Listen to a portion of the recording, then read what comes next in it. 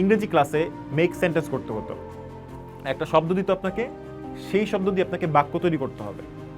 তো আমরা যারা নিজের মতো করে বাক্য তৈরি করতাম তারা আসলে গোল্লা পাইতাম। আর আমাদের পাশে যে ফার্স্ট বয় ছিলেন, ফার্স্ট বয় যিনি শিক্ষকের দেওয়া যে শীট মুখস্থ করে সেই শীটে যে বাক্য দেওয়া থাকতো সেইটাই লিখতেন, সেই ফার্স্ট বয় পূর্ণ নাম্বার পাইতাম।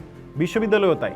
পরীক্ষায় বসে আমি যথাসম্ভব অল্প কথায় বেশি অর্থ প্রকাশের চেষ্টা করি, কাগজ বাঁচানোর চেষ্টা করি, আমার বিষয়ের বিশ্লেষণ আর যুক্তি দিই। শিক্ষকের সাথে সব বিষয়ে আমি একমত হই না, অনেক সময় শিক্ষকের মতামতের বিরোধিতা করি, শিক্ষকের দেওয়া স্লাইড মুখস্থ করি না, শিক্ষক যে শীটটা দেন সেটা সরাসরি মুখস্থ করি না। কিন্তু আমার সহপাঠী সে এটা করে, 4 ঘন্টায় 90 পেজ লিখে খাতা মোটা করে, কারণ যত মোটা খাতা তত বেশি নম্বর। বাংলাদেশে অনেক সমস্যা, এই সমস্যাগুলো আমরা সবসময় রাজনীতির চোখ দিয়ে দেখতে চাই, সব সমস্যার রাজনৈতিক সমাধান চাই। কিন্তু বাংলাদেশের প্রধান সমস্যাগুলো রাজনৈতিক না, প্রধান সমস্যাগুলো সামাজিক। আমাদের প্রায় সকল সমস্যার উৎস হইল সমাজ। আমাদের কাছে রাজনৈতিক সংগঠন, রাজনৈতিক কাঠামো আছে, কিন্তু এমন কোনো সামাজিক কাঠামো, সামাজিক সংগঠন নাই যেটা দিয়ে আমরা সামাজিক সমস্যাগুলো মোকাবেলা করব। তার উপর বাংলাদেশের সমস্যাগুলা একটার সাথে আরেকটা এমনভাবে সম্পর্কিত যে কেউ চাইলেই সামাজিক সমস্যাগুলো সমাধান করে ফেলতে পারে না, এমনকি ক্ষমতা আর সদিচ্ছা থাকলেও পারে না। এখন প্রশ্ন হলো, এই সমাজের মানে বাংলাদেশের সমাজের সবচেয়ে বড় সমস্যা কোনটা? আজকের আলাপ সেই বড় সমস্যা নিয়ে। এখন যে অনেককে বলতে শুনি যে বাংলাদেশে কোনো বিজ্ঞানী নাই, চলচ্চিত্রকার নাই, সাহিত্যের মার্জে আমাদের খা করছে, কোনো উদ্ভাবক নাই, কোনো মেধাবী শিল্পপতি নাই, একজন খুবই ভালো ভাস্কর নাই, আমাদের সেই অর্থে কোনো বুদ্ধিজীবী নাই। এই শূন্যতা আমাদের ছিল না, আমাদের অনেক গুণীজন ছিলেন, কিন্তু কেন যেন এখন আর গুণীজনদের জন্ম হয় না, অথবা হয়তো জন্ম হয়, হয়তো তাদের টিপে মেরে ফেলা হয়। এর মূলে রয়েছে শিক্ষা পদ্ধতি, বিশেষভাবে বললে বিদ্যমান পরীক্ষা পদ্ধতি। যেই পদ্ধতি দিয়ে আমরা শিক্ষার্থীর মেধা যাচাই করি, শিক্ষক নিয়োগ করি, কিংবা বিসিএস পরীক্ষায় কর্মকর্তা নিয়োগে মেধা যাচাই করি। সহজ করার জন্য আপনাদেরকে মানুষের বায়োলজি থেকে একটা উদাহরণ দিই। আমাদের শরীরে এইচআইভি ভাইরাস কিন্তু সরাসরি ঢুকতে পারে না, তাকে একটা পরীক্ষার মধ্য দিয়ে যাইতে হয়। মানুষের রক্তে থাকা কোষ হচ্ছে এই ভাইরাসের পরীক্ষাটা নেয়। কোষের বেঁচে থাকতে হলে প্রোটিন লাগে, তাই কোষ প্রোটিনকে তার ভিতরে ঢুকতে দেয়, কিন্তু ভাইরাস ব্যাকটেরিয়াকে কিন্তু সে দেয় না। এইচআইভি ভাইরাস জানে যে সে জীবনে প্রোটিন হইতে পারে নাই, কোষ তাকে এন্ট্রি দিবে না, তাই সে যথাসাধ্য প্রোটিন হওয়ার অভিনয় করতে শুরু করে।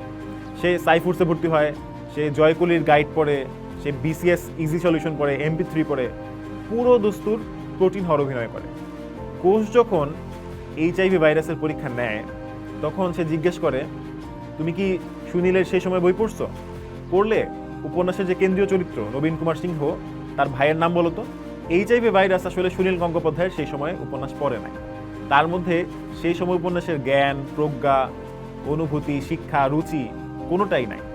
কিন্তু জয়কলি গাইড কিনে সে মুখস্থ করছে যে নবীন কুমার সিংহের ভাইয়ের নাম হইল গঙ্গানারায়ণ। তো মুখস্থ উত্তর পেয়ে কোষ তখন বলে, বাহ, তুমি তো অনেক মেধাবী, আসো তাহলে ভিতরে আসো, প্রোটিনের চেয়ারে গিয়ে বসো। এইচআইভি তখন তার স্বপ্নের প্রোটিনের চেয়ারে গিয়ে বসে, কিন্তু চেয়ারে বসলে এই ভাইরাস কখনো প্রোটিন হয়ে যায় না। আসলে এই একই ঘটনা ঘটছে আমাদের বিশ্ববিদ্যালয়ে, আমাদের জনপ্রশাসনে। বিশ্ববিদ্যালয়ে আর চাকরির পরীক্ষায় সবাইকে সমান সুযোগ দেওয়া হবে না, এটাই স্বাভাবিক।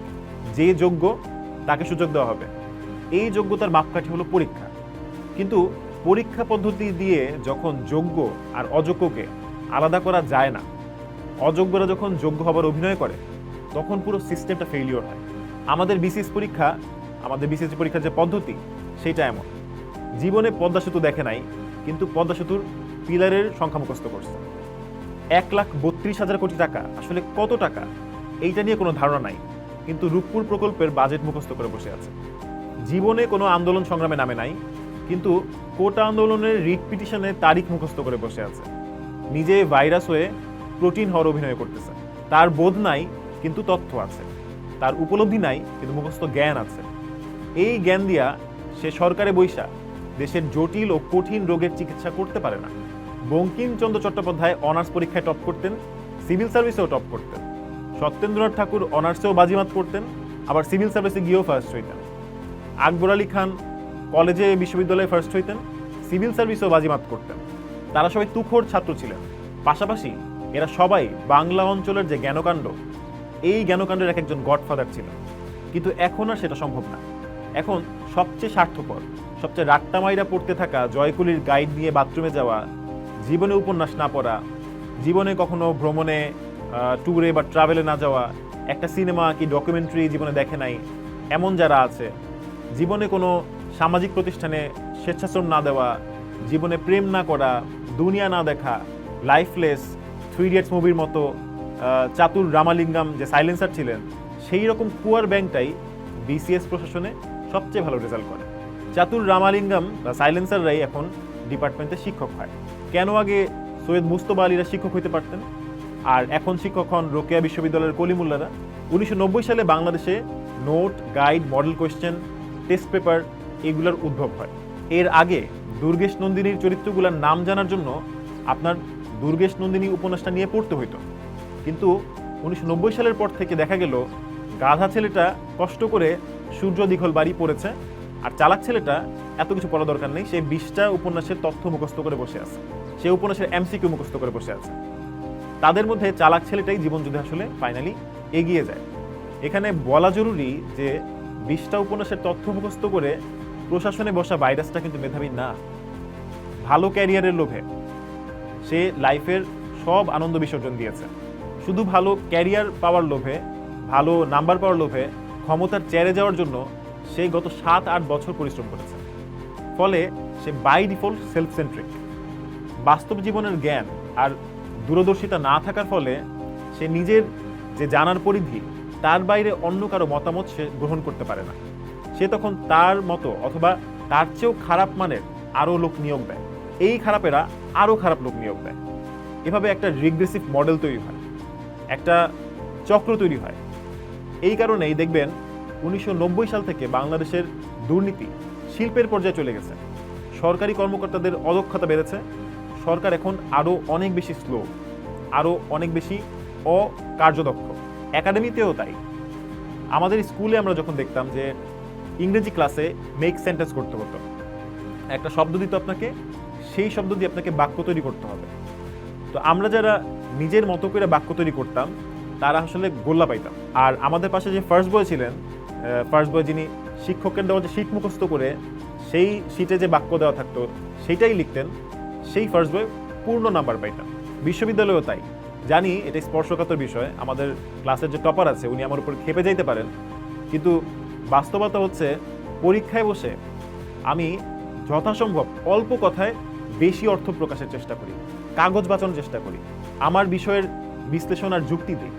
শিক্ষকের সাথে সব বিষয়ে আমি একমত হই না, অনেক সময় শিক্ষকের মতামতের বিরোধিতা করি, শিক্ষকের দেওয়া স্লাইড মুখস্থ করি না, শিক্ষক যে শীটটা দেন সেটা সরাসরি মুখস্থ করি না।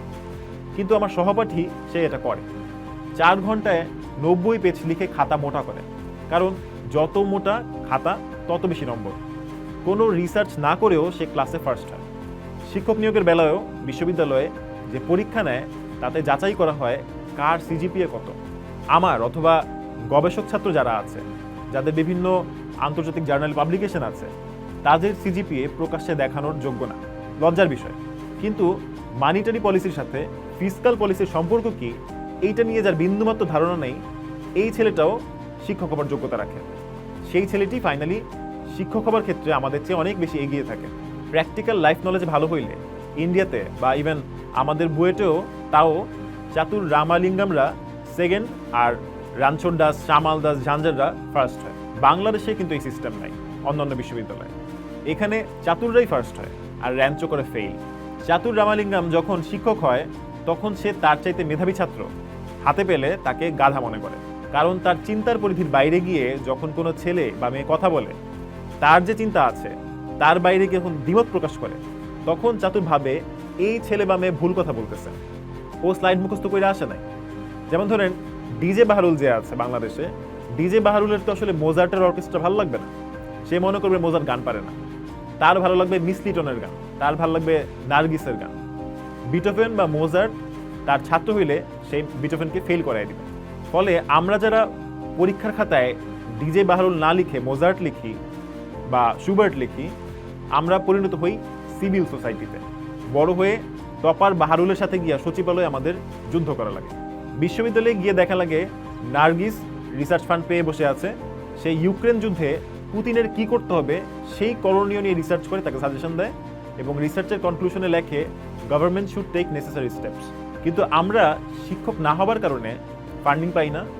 বাংলাদেশের পল্লী বিদ্যুৎ কর্তৃপক্ষ কেন আর কিভাবে ভুতুরে বিল তৈরি করে সেটা নিয়ে কিন্তু আমরা রিসার্চ করতে পারি না, যে রিসার্চটাই বেশি জীবন ঘনিষ্ঠ।